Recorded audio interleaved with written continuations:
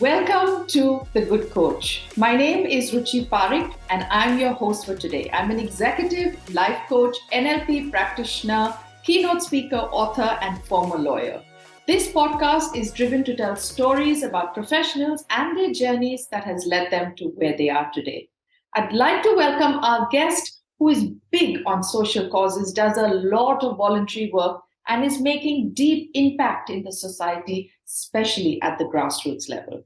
He does all this and more while being CEO at QBE Singapore, which has been in Singapore for 131 years as Australia's oldest entity, the first general insurance company, and the first Asian entity for QBE.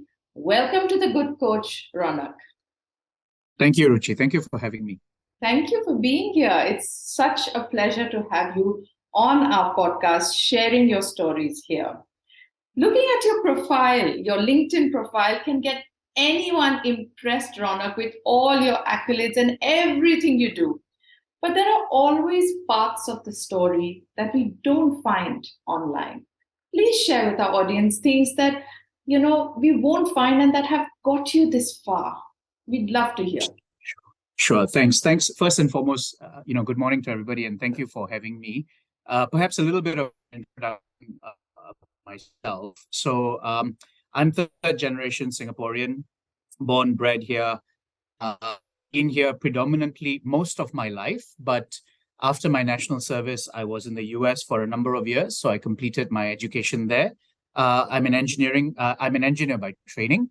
But I've also done economics and finance, and all of this was completed in a little city which is in upstate New York. So spent a bit of time in the US, started working there for a while, started to clock up my experience from there. And actually in 2005, I came back to Singapore. So I've been back since, very happily married, have a wonderful son, and have been back here now for the past 17 years. So thank you once again. And to your question, Ruchi, so, you're right. I think, one goes through a lot of ups and downs in their lives, both professionally and personally.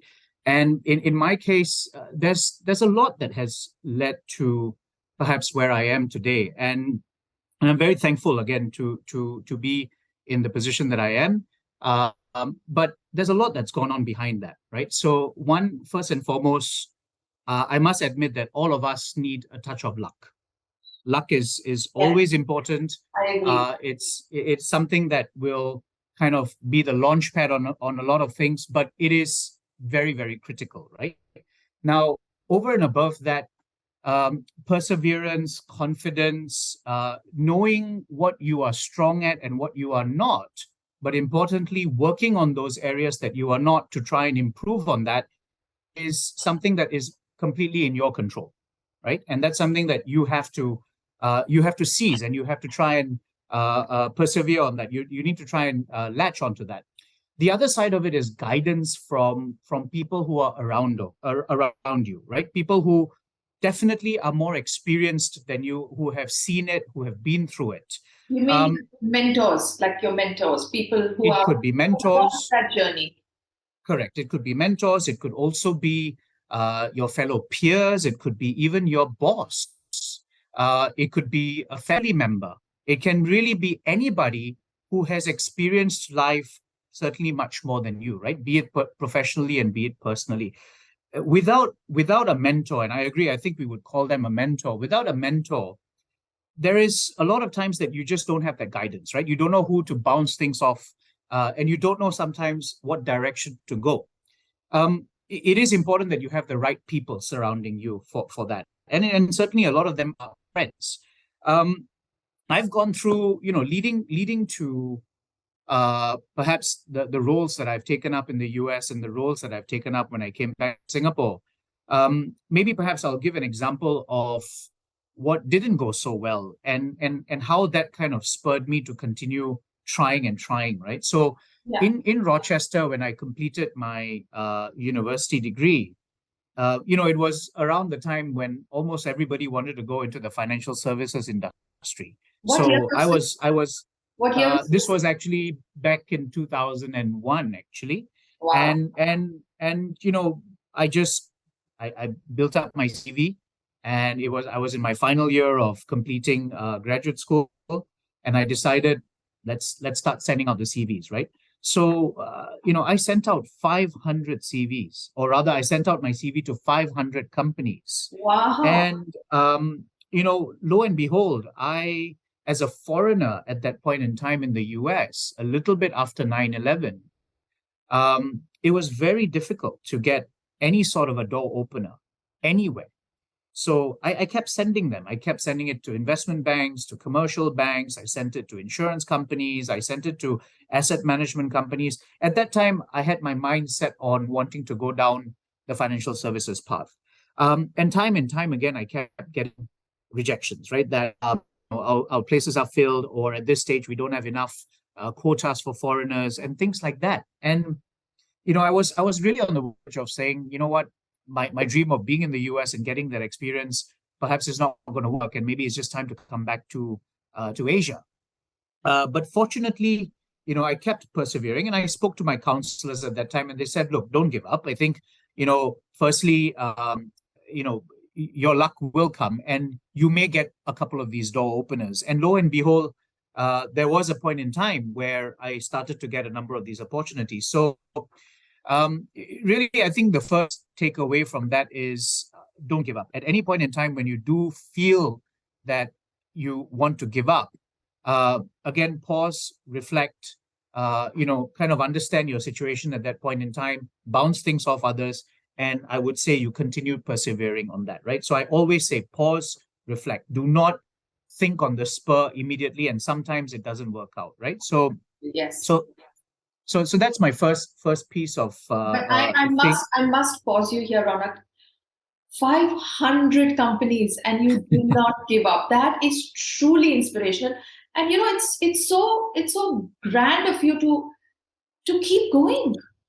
What Yeah. everyone sees is Ronak now, the CEO. Not nobody has realized or seen your hard work, the journey behind Ronak, the CEO. And Yeah. that's what's made you who you are today with your enriching experiences. So amazing, truly No, inspiring. thank you for that, Ruchi. I think it's not, you're not alone in all of this. I mean, it's, to be honest, one was it was also the desire to make a name for myself Yes. that kept spurring me on, right? It was also, and I'll be honest about it, it was also my fear of failing, that I didn't want to be without a job. I didn't want to come back home to Singapore, where my parents had put so much time and effort into me, and come back and say I didn't get anything out of my experience in the US. So when I put all of that into perspective, that also to a huge extent spurs you to want to do more, Yes, right? absolutely. The So drive to succeed. But yeah, it doesn't come to everyone. yeah, Because you do it, you believe, I had no choice. But there are people who give up and you didn't. And yeah. that sets you apart, which is so beautiful. No, thank you for that. I'll give you one more example here, which perhaps might add a little bit of flavor as to why I continued pushing. I come from a family where it's a business oriented family. So we have our own businesses. And growing up, I always had the impression um, that I would easily just be slotted into any of these businesses. So effectively, go study, get the degree, and come back, and I would have a job waiting for me in one of our family businesses. I always went down that path. But it was one point in time when I was in Singapore before I had gone to the US to study that actually made me realize that no, actually, you need to work towards something. And that was actually my family telling me that, you know what, Ronak, um, we don't want you to come into the family business for specific reasons. One, because we feel that perhaps you are more suited towards the professional environment, the corporate environment. Number two, we want you to try and stand on your own 2 feet. Please always know that we are there to protect you, but we also want you to stand on your own feet, and you go from there. So knowing clearly that actually now that initial pathway that I thought would be there for me is no longer there, that also kind of adds on to this desire to prove and to make a name for yourself entirely on your own. So I would also add that as an example as to what kind of spurred me on. That gave you that drive. I heard something yesterday on another podcast, so funny. And it was this sentence has stuck with me. Transformation comes either due to inspiration or desperation. That's true. Which one was it for you at that point when those 500 rejections came? Was it inspiration to keep going because you wanted to succeed, or was it desperation? And neither is good or bad. But when the transformation happens, what was that point for you? Which one was it? Can one actually say that it's a combination of both? Definitely. You can pick. That's life. That's the uniqueness of individuality. Yeah. Was it inspiration? Was it desperation? Probably both. Yeah, I would say, it was a combination of both, in the sense that it was my desire out of desperation not to fail. Yeah. And number two, it was inspiration in seeing also a lot of my friends around me actually persevering as well, and getting jobs, getting opportunities and interviews. So it was a combination of that. It was also seeing a number of my seniors who had succeeded as well, in their various fields of work, right? So it wasn't just in the financial services industry, it was across the board. So it was really a combination of both, and various reasons that kind of really made me do that. Lovely, thank you. Word on the street, and also thanks to my research, I've read you have such a busy schedule. You have so much on your plate. But you are known to be such a warm, welcoming, always managing to, make time for people. And I vouch for that myself. Ronak, you're a dear friend. How do you manage? How do you prioritize it for someone so busy managing so many different roles? What is that secret sauce? First and foremost, well, no, first and foremost, thank you. And look, I think, you give me a lot of credit. I think the time management, to be honest, has never been one of my strengths. But, for me, I think there are a few things that continue to drive me to perhaps not just help myself, but help others around me. One is I have this inherent desire to help people in general. That's just my personal nature. More so, perhaps, the younger generation who themselves are in the same boat as what I used to be. Yeah. And I want to guide them along, and I want to be in a position to give them the right advice so that perhaps they don't make similar mistakes to what I may have made, and they're successful in what they do. So, the younger generation is at this phase where they always need an element of guidance. The other side of it is I do get that inherent joy in seeing people be successful. I have also come to that phase in my life where I feel I want to give back to society.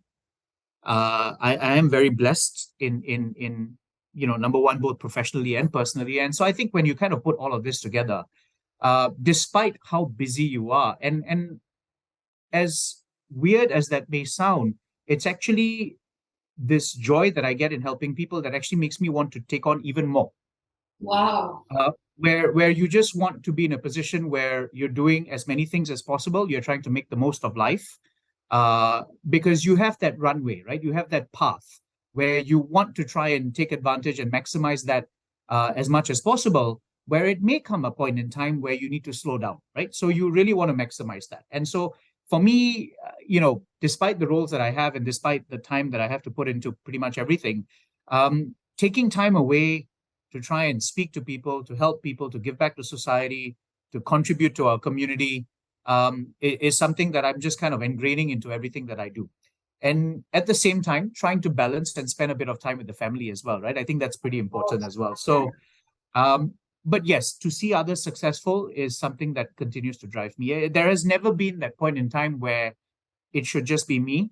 Of course, you want to make sure that you are successful, but at the same time, you also want to make sure that the people around you are as well, because collectively, if everyone around you is successful, progression takes place naturally across everything.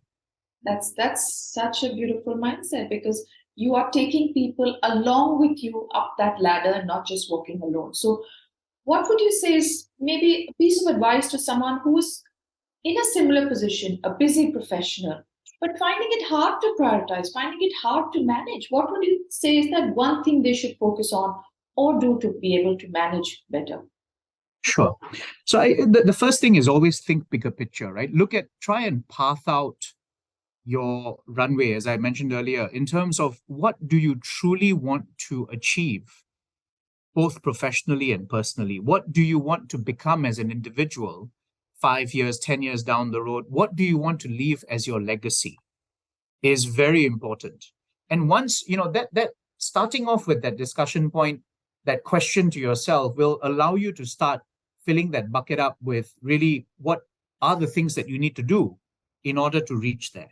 Do you want to leave a legacy where you were seen as somebody who just, who helped cultivate people, who helped grow their talent skill set, to help them become a better person, at the same time helping yourself become a better person? If those are some of the high level things that you do want to achieve, then certainly that's part and parcel of what you want to do, what you want to have as a legacy. Once you have that, you prioritize everything that you are doing at that in time. And there are certain things that you may need to scale back. Yes, absolutely. That you may need to ramp up because there are only so many hours in a day. You do have your personal life that you want to try and, you want to maintain. One would have a family that they would want to try and make sure that they're spending more time with. So if you put everything into perspective, prioritize, having clarity on really what you would like to achieve professionally and personally, beyond that runway. Once you kind of take all of that into perspective, you would then be in a much better position to really decide what is important at that point in time, where you need to be putting in more effort, where you need to be scaling back, where you need to bring in more people into that particular environment, so that you can kind of achieve a bit more, right? So I would say, it is very difficult to be everything to everyone. It is No, very difficult, right? it is not possible. It's not humanly possible for one person to This be everything. Yes. exactly, and I think, it is very important to prioritize. Otherwise, what would happen is that you would fall short across a few areas, and that doesn't do anyone any good, right? So I've come to that point in time in my career where I do feel that I've taken on enough to be able to where my bandwidth can manage it at this point in time. And I feel very contented. But the only way that I'm able to manage it is by having good people around me. Number one, as I mentioned at the very beginning, to continuously guide me Yeah. and also tell me where they feel that I may have overextended myself, and so to scale back where I need to. But at the same time, I'm very clear about, as I mentioned earlier, I'm very clear about the legacy I want to set. I'm very clear about where I want to be 10 years, 15 years from now, at looking at my current phase in life. And with that in mind, I'm quite clear about, how I want to manage things at this stage. Beautiful. So tell me, the legacy you spoke about, the dream that where you want to be. How close is your reality right now to that legacy, to that dream? Great question. So, firstly, I think I would be remiss to say that I am done and I'm happy, and I'm, happy, of course, but I've come to a point where I don't think I need to achieve anymore. I would be naive and remiss to say that, because at this stage, in my life and my career, one should still continue to dream bigger, right? That's the most important thing.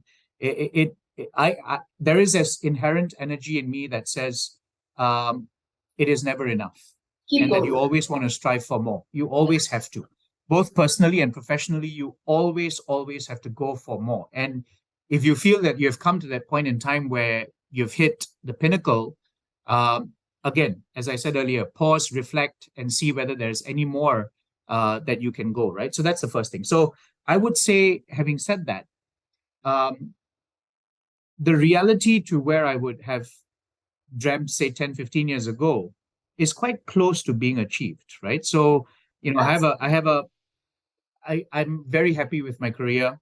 contented with my position in society, very happy certainly with the family that I have, and the friends that I have around me. When I put all these things into perspective, I would have said, 20 years ago, if I had kind of felt this is where I want to be, then I feel that I am where I want to be. But again, as I said, right, we should always be dreaming about more, because Yes. you never know what comes your way, and you don't know what the world holds for you going down. Anything can happen anytime, right? So you should always make sure that you continue to strive for more, and you continue to dream as big as possible. So it's a very open-ended response to that, Ruchi, but I would say certainly that very happy where I am, It's but perfect. definitely aiming for more. And I also always believe that we as human beings are constant works in progress. The day we stop growing, stop working on ourselves, should be only our last day, because we Yeah, need to keep enriching ourselves, fulfilling our lives. And it's not only about work goals or certain goals, it's just constant enrichment. Filling correct. your life with that, filling your cup with that beautiful stuff that lets you keep going ahead, to keep moving forward. Just even that 1% a day or one step a day is all that's enough to keep moving forward. How lovely. Thank you.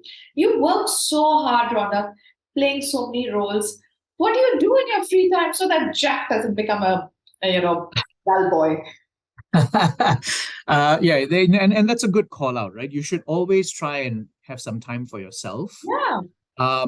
And that can be in various ways, right? So I like sports. I like watching. I guess Netflix is the buzzword over the past couple of years. I like listening to music. So particularly in terms of sports, I love golf. I play a lot of badminton. I've reduced my football just by virtue of age catching up. I love to travel. So as and when, be it both on a work perspective or on a personal basis, I want to see the world. So definitely that's part of what I want to do. And in terms of music, something that for the life of me, Ushma, my wife, she can't understand it, is why do I like trance music? So I love trance music. Lovely. Tell me Um, more. yeah, so that's just been something that I've listened to for years and years. So electronic dance music, house music, progressive trance, those are things that I like to listen to, either when I'm driving, certainly on my own. If Ushma is beside me, that's not the kind of music that I'll be hearing.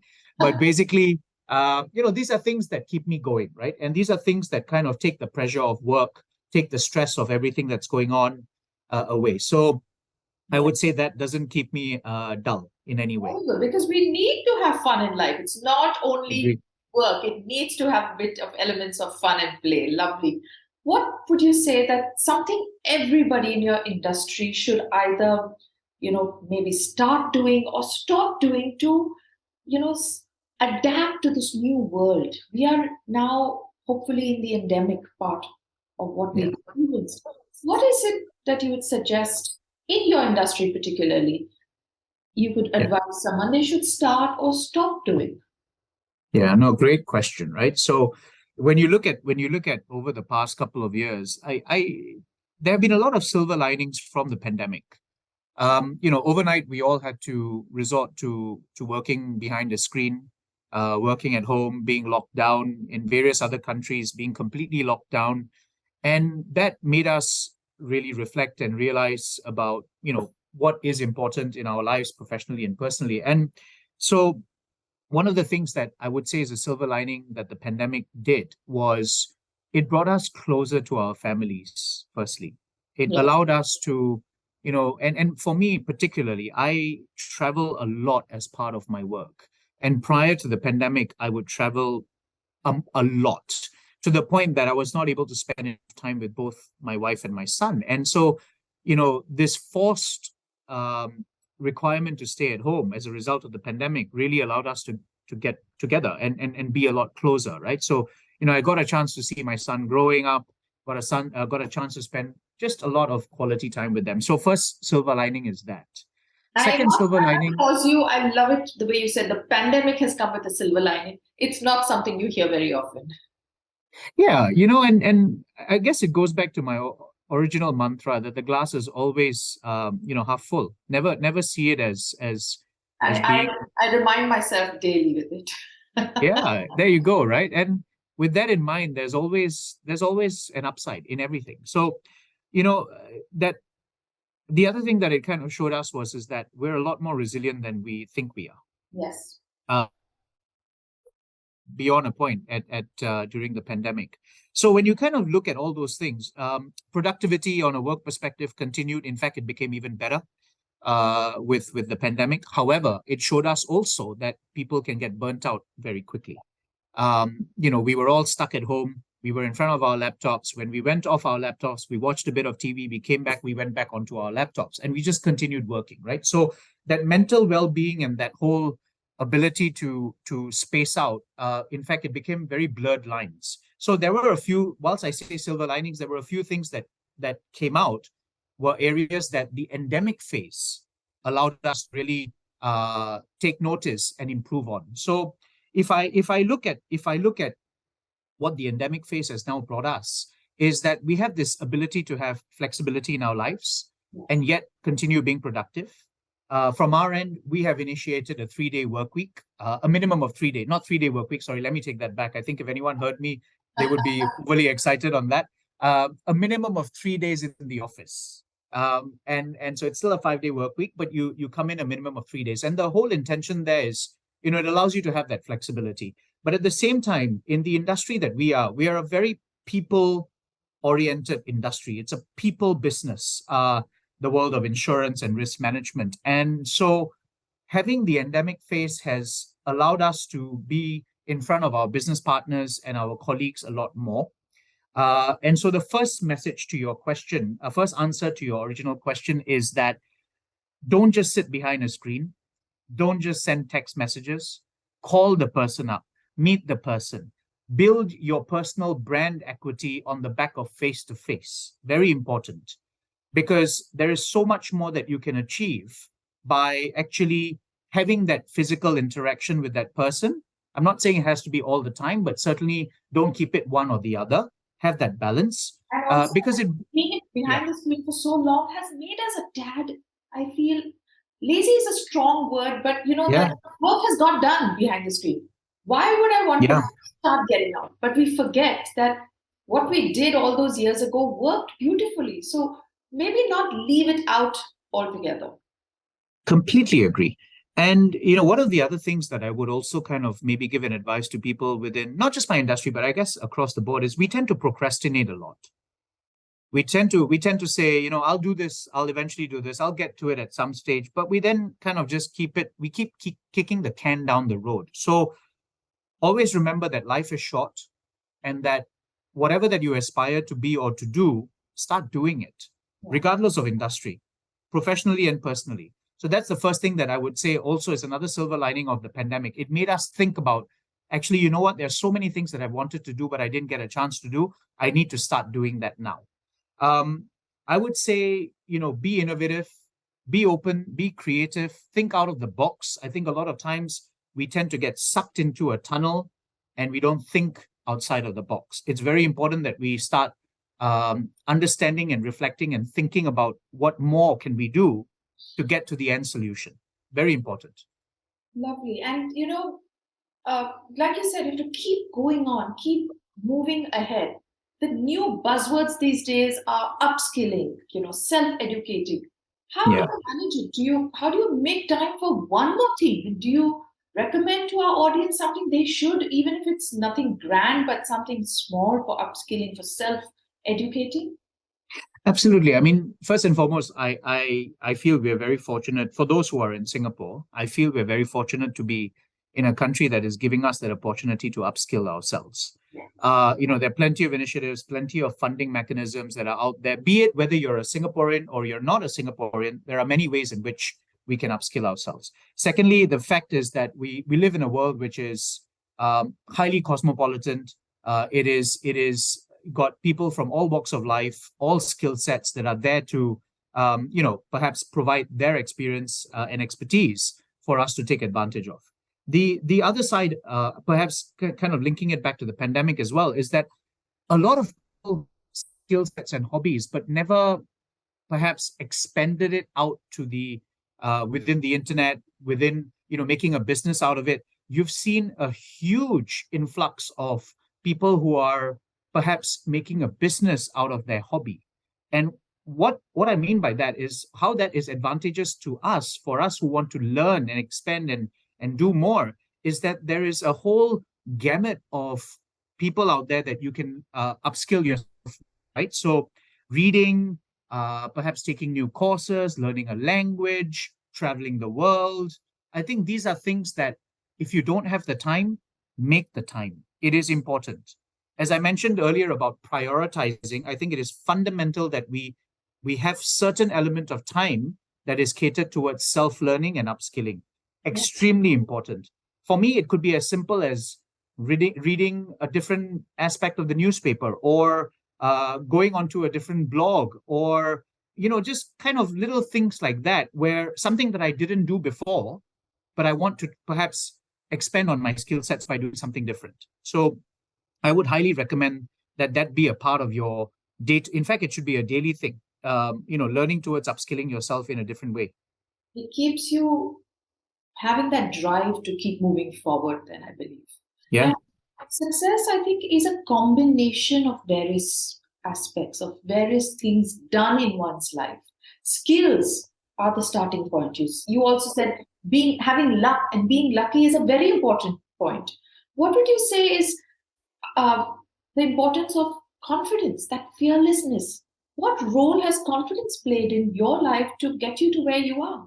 In those moments where you felt, you must have felt distraught, you must have felt let down when things were not working out.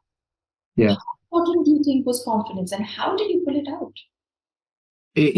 I cannot stress how important confidence is. It's very important. Now, confidence is not inherent. It is not natural. And it goes back to that point earlier where I said you need to be surrounded by the right people who are giving you the positive energy. So the important thing is that please make sure that circle that surrounds you is somebody who's going to be giving you positive vibes and the energy, because that builds on to that confidence that you have as a person. And so going back to your question, confidence is the single most important thing that can drive you to achieving success. Without confidence, whether it's inherent or whether it is cultivated, it is a very difficult journey for you to kind of progress, right? So for me, confidence is extremely important. It also drives that element of being fearless. It starts with that. It gives that courage, that fearlessness, that confidence enables you the courage to start with. Absolutely. It kickstarts. It's that launch pad. It's that ability to stand in front of somebody, no matter how senior that person is, to engage in a conversation. It's that ability to go into an interview and be very calm and collected. It all starts with confidence. It really does. I'm so happy you say that, because I work primarily on confidence with my clients. And I completely agree with you. It is the starting point. I believe it is such an important element to success. And thank you for reiterating that. My last question for you, Ronak. If you have one piece of advice to your 18-year-old self, what would that be? The world is huge. The world is your oyster. Seize the day.